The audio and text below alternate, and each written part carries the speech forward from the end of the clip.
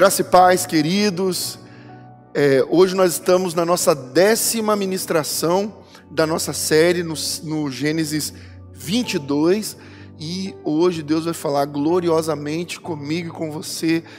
Você já deve ter percebido que algumas dessas ministrações, por exemplo essa, não foram ministradas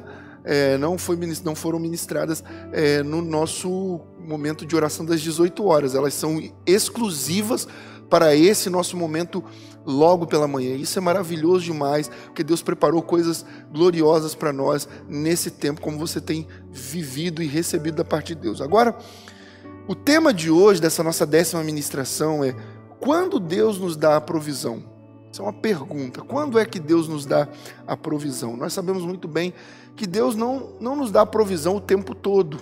Muitas vezes nós esperamos a provisão de Deus numa cura, esperamos a provisão de Deus numa bênção, numa porta de emprego, e aquilo não acontece no tempo que nós esperamos. Por quê? Porque a provisão de Deus vem no tempo de Deus, no tempo certo. O tempo de Deus sempre é o tempo certo. Talvez hoje você está esperando uma provisão da parte de Deus, e para alguns, hoje, o dia de hoje, é o dia certo, é o dia de Deus, o tempo de Deus, da provisão de Deus, e eu creio que nós teremos testemunhos de manifestação e de glória, de milagre de Deus sendo realizado nesse dia de hoje, por esse ser o tempo de Deus na sua vida. Mas para você que hoje não é o tempo de Deus, o que você precisa fazer dentro dessa espera pela provisão do Senhor? Você precisa fazer o que Abraão fez. Quando nós vamos ao texto, no verso 13 de Gênesis 22, nós vemos o seguinte: Abraão ergueu os olhos e viu um carneiro preso pelos chifres num arbusto. Foi lá, pegou-o e sacrificou-o como holocausto em lugar de seu filho. Olha o que o texto nos mostra, as preciosidades dentro desse verso 13. A primeira coisa que nós observamos é: Abraão ergueu os olhos. Abraão estava, arrasado pelo que ele tinha que fazer em obediência a Deus. E quando o anjo se manifesta e diz para Abraão para que ele não tocasse em Isaac, porque agora Deus tinha visto que ele temia o Senhor, Abraão ali com o coração aliviado, com aquele respirar mais fundo, ele entendeu: graças a Deus, Deus é misericordioso. Só que ele havia dito para o filho dele, na subida do monte, quando o filho questionou: onde está o cordeiro? Ele disse: Deus proverá. Agora ele respirando fundo, eu imagino Abraão colocando as mãos sobre o altar que ele havia construído para sacrificar Isaac. Ele coloca as mãos e ele abaixa a cabeça: Senhor, obrigado. Deus, eu imagino o alívio que Abraão sentiu naquele momento. Então agora ele ergue os olhos e ele vê um cordeiro preso no meio de arbustos, ele preso pelos chifres. E o texto mostra que quando ele viu o cordeiro, ele foi lá e pegou o cordeiro para levar para o sacrifício. Mais uma vez aqui, Deus nos ensina princípios preciosos. O primeiro deles que nós podemos observar aqui dentro desse verso 13 é: erga os olhos, olhe para o alto, olhe para onde vem o seu socorro. A palavra de Deus, o salmista diz: o meu socorro vem do Senhor que fez os céus e a terra.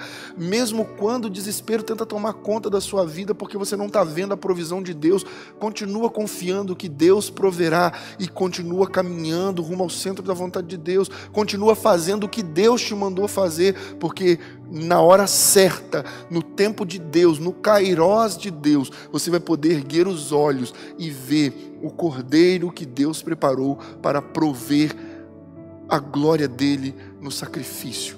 E aí é maravilhoso entender que quando nós erguemos os nossos olhos para aquela rude cruz lá no Gólgota, nós vemos que o cordeiro foi pendurado, foi imolado lá na cruz, o nosso Senhor Jesus Cristo, sendo o sacrifício perfeito para substituir a morte que deveria ser nossa pelo pecado, porque o salário do pecado é a morte.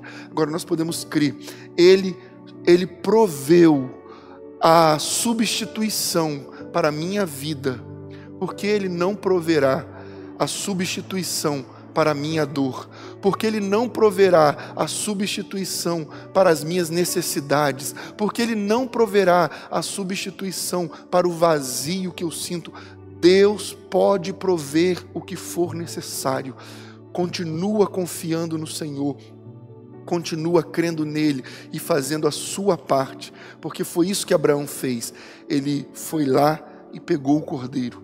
Houve uma parte que coube a Abraão, que foi de fazer a vontade de Deus, obedecer a Deus, mas também no ato de substituição, Deus não pegou o cordeiro e fez ele aparecer em cima do altar.